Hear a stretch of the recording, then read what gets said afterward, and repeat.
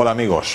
para aquellos usuarios de lavadoras del grupo BSH, sea bien Balay, Bosch o Siemens, que un día abrís la puerta del filtro y os dais cuenta de que hay un dispositivo en el lado derecho, que es con una pieza de plástico de color negro y desde luego no tenéis ni la más remota idea para qué sirve, pues bueno, hoy me he dedicado a hacer un vídeo corto para explicaros qué es ese dispositivo. Eso es simplemente una apertura de emergencia de la puerta en caso de que la máquina acabe de lavar y no se pueda abrir porque ha habido un problema con el cierre eléctrico o con el cierre mecánico de la puerta, en un caso que lo lleve,